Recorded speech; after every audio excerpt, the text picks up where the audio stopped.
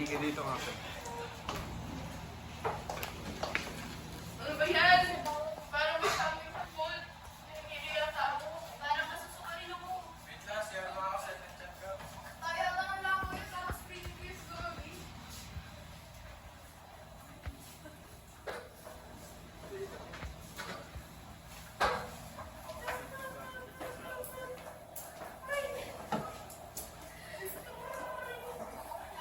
Hello? Good morning. Me and my fellow students were hospitalized due to the fog. Due to the body, sir.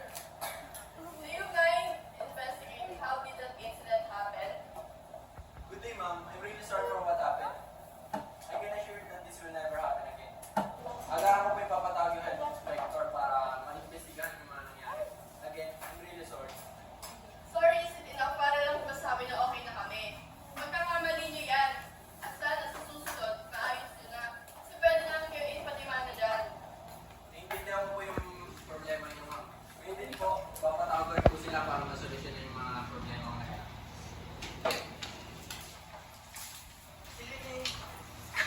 Kayo na yun?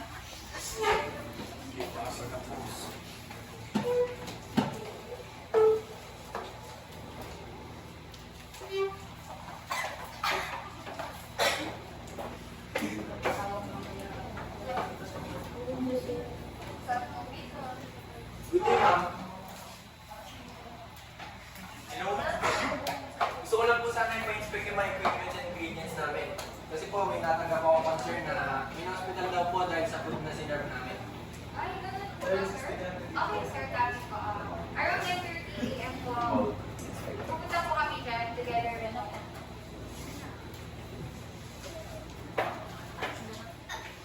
Wala ko ba hindi ba sila? Lagi may happy. Ako ba may lahat? Tama na lang yan. Good morning, we are the health inspectors. We are here to inspect your restaurant for the fish.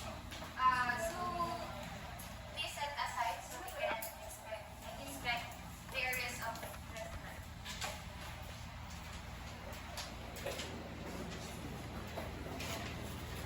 Malikabog naman dito, ma'am. Parang isang nilabog dito. Nalilisan. Ay, eh. Dahil yung mga nakakalat na hindi naman kailangan. Pero ano po? Hindi nila inaayos yung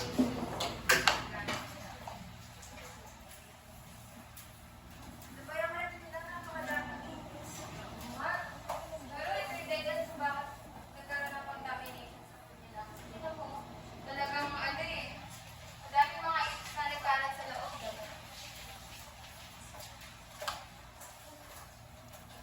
Sir, sa pag-i-inspect po namin, makikita po talaga na yung restaurant is hygiene. Kasi, ang dami po mga nakakalat na lubig, mga hindi naman po kailangan na nakakalat lang yung hindi naka-organize. So, kahit sabihin niyo po na okay yung inyong menu ba and business permit, pinalibag po kayo sa safety protocols ng inyong restaurant. Kaya po, sad to say, may papasara po muna natin yung restaurant. Huwag po kayong mag-alala dahil temporary lang naman po ito. Pwede po kayo mag-accommodate sa coordinator para to-fix it. Naiintindihan ko po yung nangyari. Handa po ako magtulungan para maisayos yung mga problema.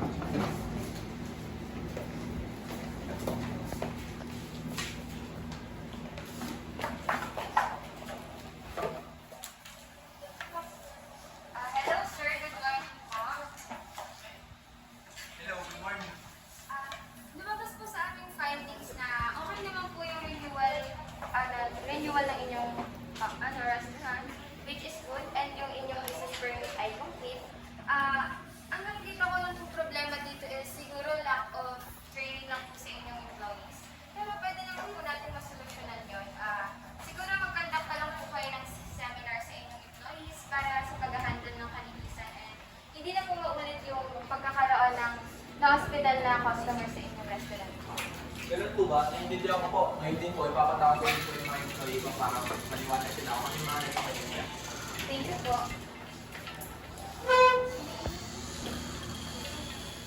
So, ayan, good morning. Alam naman natin lahat kung ano yung nangyari. Sana masolusyonan agad natin kasi kung di natin masosolusyonan yun, maaaring ulit na naman yung nangyari sa restaurant natin. Maaaring ulit tayo napatara. Kaya sana maging maayos na ulit.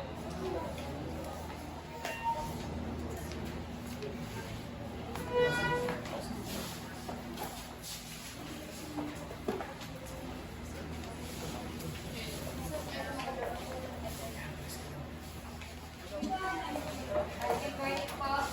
Regarding po dun sa naging issue ng inyong restaurant, aware naman po kayo na kamakailan lang ay mga na-hospital kayong customers dahil sa issue na nangyari sa restaurant which is yung food contamination.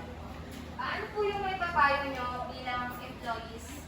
Dahil marami din naman po mga restaurant na merong negosyo sa pagkain. Ano po yung may papayo nyo na hakbang para hindi maulit ito? Mas kailangan pa na i-double check yung mga sa susunod, i-check na lang po namin yung surroundings and equipment na gagamitin para hindi na maulit yung bed mo. Sipagan na lang po. Okay, thank you po. As a conclusion, syempre, aware naman tayo and maraming mga nagnanegosyo ng food. Katulad nito, restaurant. Ito po yung may masasabi ko lang na bilang owner, dun po sa pinakitang roleplay namin, owner, so makikita lang po natin na may naging konting kapabayaan si owner sa restaurant natin. Kapag po kayo ay nagbabalak na maging isang owner ng restaurant, lalo na kung kahit ano po, basta food yan, kailangan niyo po talagang i-make sure yung kalinisan. And yung training po sa employees dahil pagkain po yung pinakadelikado sa lahat dahil kung ano yung kinakain ng mga customers, magkakaroon po yun ng effect sa kanila.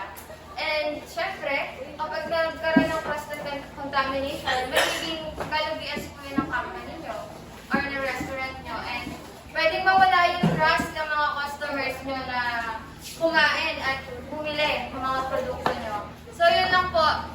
Yun lang po ang may papayo ko. Siguro, training and syempre dapat may knowledge si owner kung paano niya i-manage ng mga customers niya. Yun lang. Hey,